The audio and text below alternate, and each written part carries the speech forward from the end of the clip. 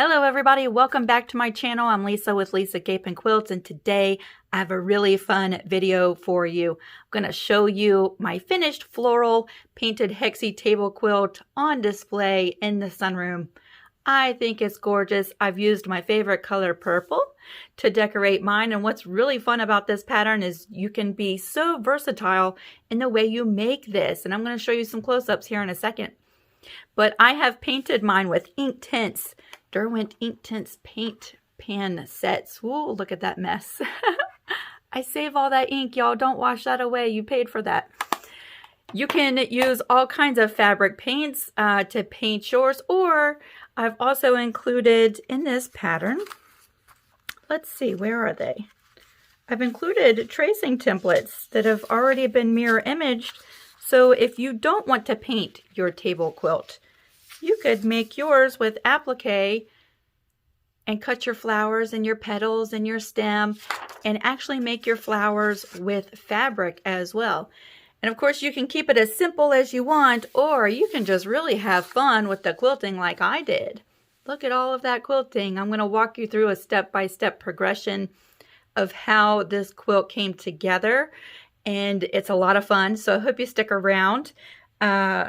To keep this video on the shorter side, I have fast forwarded the painting and some of the quilting just so you get the idea of the progression and how I made mine. But yes, I cannot wait to get started.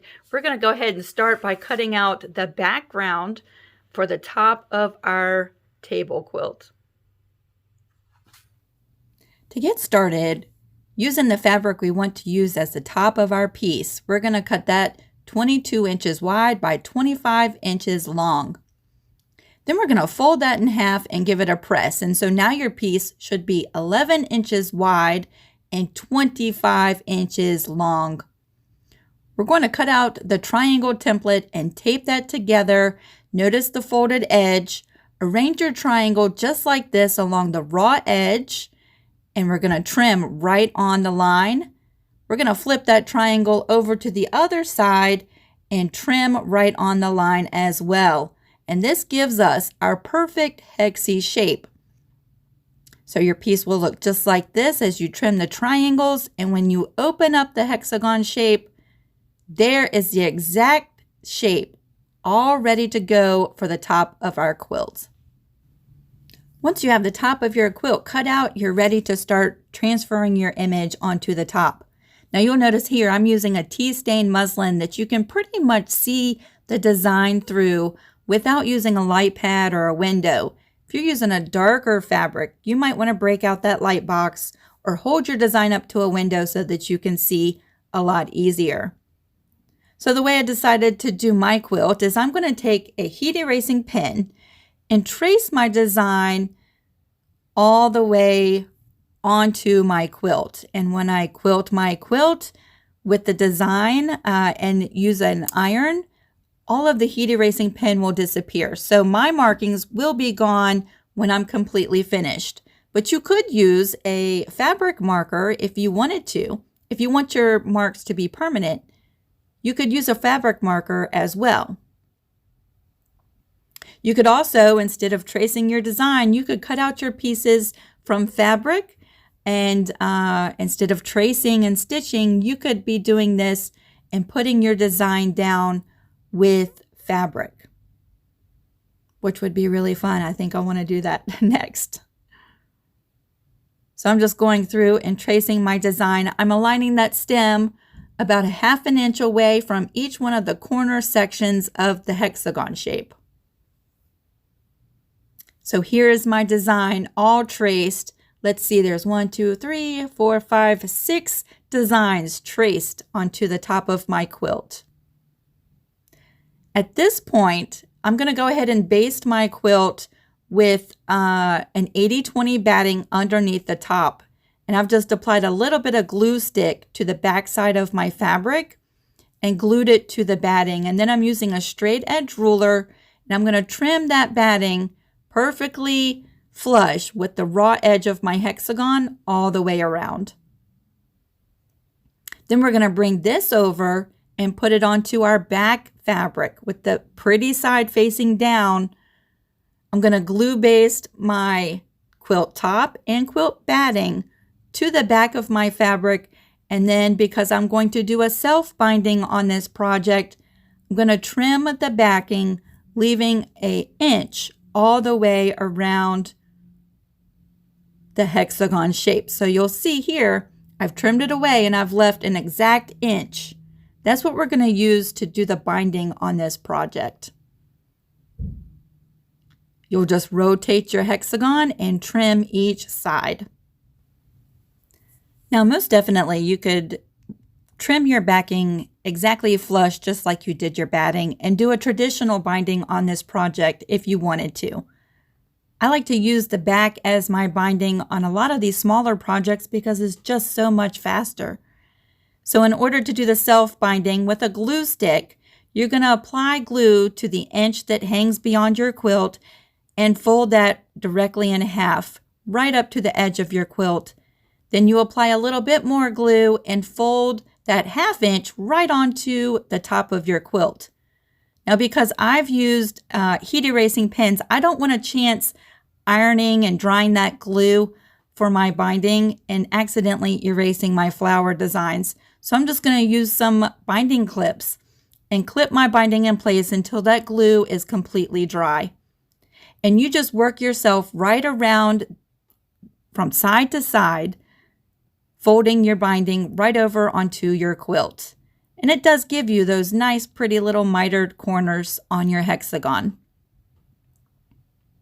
Now, once everything is nice and dry, I'm going to take this over to the sewing machine. And the first thing I'm going to do before I do anything else is stitch down my binding. Before we do that, I have glue basted my layers together, but I'm going to throw some pins in there just to make sure that this quilt is nice and basted before we move it over to the sewing machine.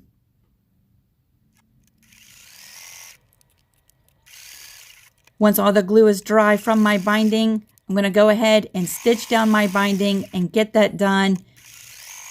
For me, I've found that my projects stay a lot more nice and square when doing a self-binding if I go ahead and stitch the binding down before I start doing anything else, whether it be free motion quilting, thread painting, or applique.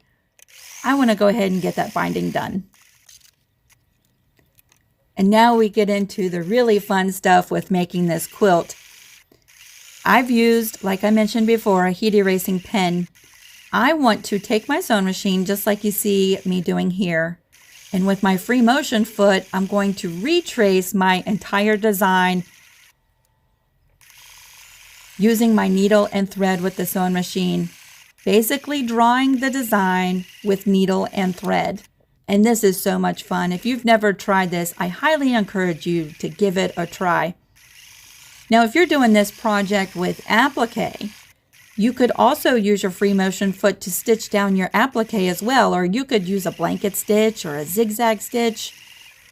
You could get creative with some decorative stitches to stitch down your applique, but if you have used a fusible product that requires stitching, then each one of these pieces would need to be stitched down too.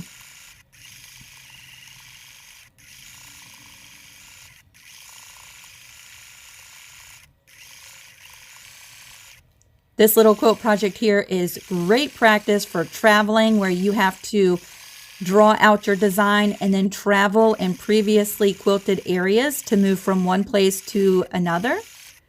This quilt was lots and lots of practice of traveling. Oh, but it's so much fun.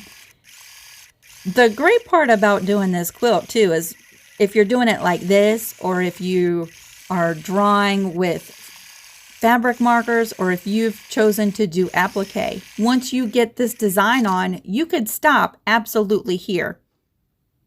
It would be gorgeous if you just did the floral design and left the background just the way it is.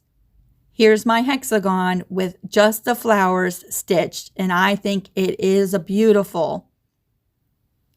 But I'm going to bring this back over and I'm going to have even more fun doing some doodle quilting in the background. And what that's going to do is really emphasize those flowers and leaves and stems and really push them up and knock down the background a little bit.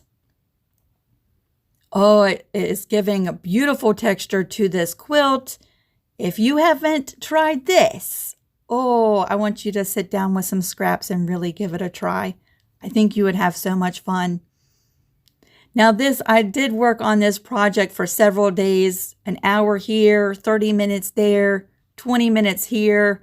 Whenever I had time, I was at the machine filling in the background. But here we are, all quilted, and isn't that lovely?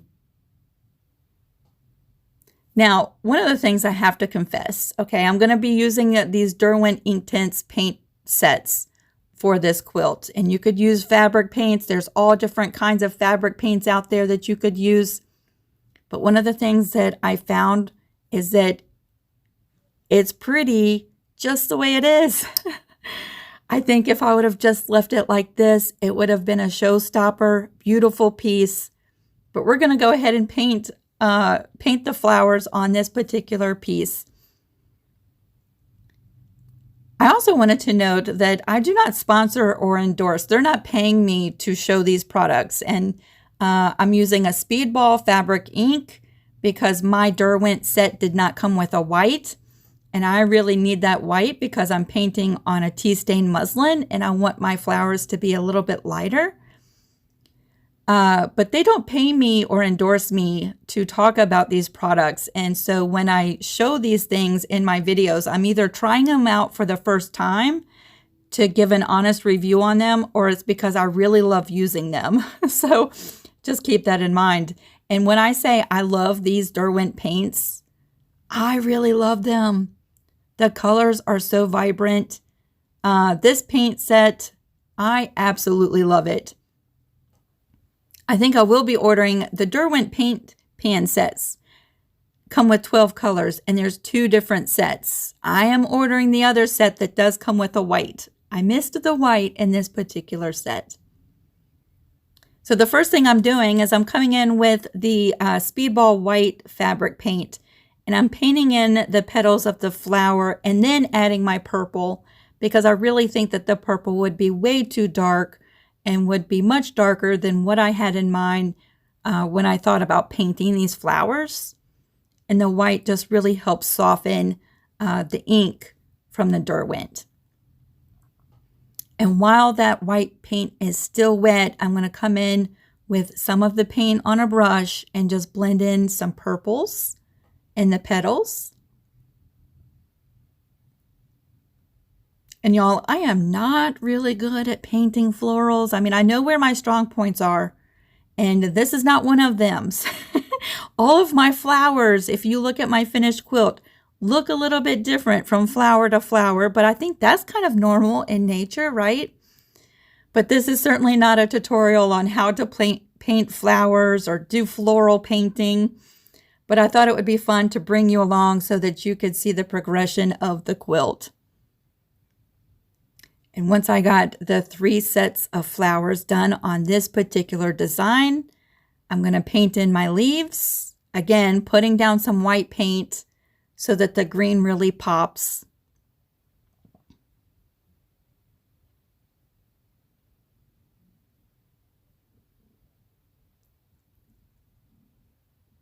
This is so much fun.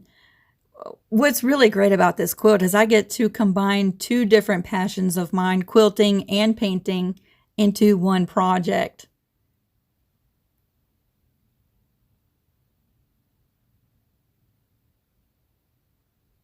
Now, I have used all different kinds of fabric paints.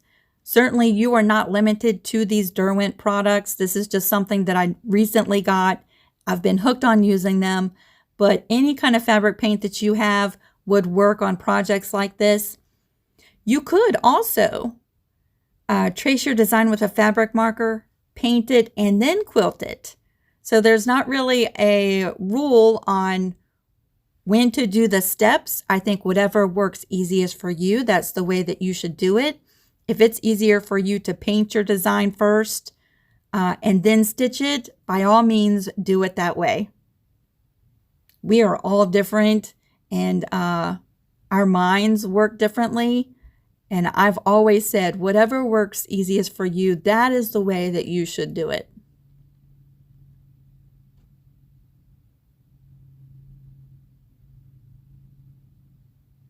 Now, the painting process took me several days, several afternoons, an evening here or two. I didn't sit down and paint everything all at the same time. Whenever I had, a good half an hour or an hour to spare, I would sit down and paint a flower or a set of leaves. And that might be one reason why my flowers all look a little bit different from one another. If you ever noticed in painting, or when I sit down to paint, some days I'm better at it than others. And so, if you really look closely at my flowers, they're not exactly the same and they're not exactly perfect. But I think that's one of the things that really adds like an original touch to your pieces. But looking at this, don't you really think that the purple and the green just really pop off of that fabric? It's just so pretty. Again, if painting's not your thing and you want to do it in applique, it would be just as gorgeous and probably a lot less work, to be really honest with you. It would be so much faster to cut your petals out of fabric, especially since there's an SVG cutting file for these flowers and leaves. It would not take you nearly as long as it did for me to paint this. But look, ta-da, finally! I finally got it all painted. I don't even know how much time that it actually took me to paint all of these pieces in, but I loved every single second of it. Here it is, once it is all dry, on the table in my sunroom. And y'all, this project has been so much fun. I would love to see pictures of your project. If you want to share them with me, come on over to the Creative Crew and post your pictures. I know we would all enjoy seeing them.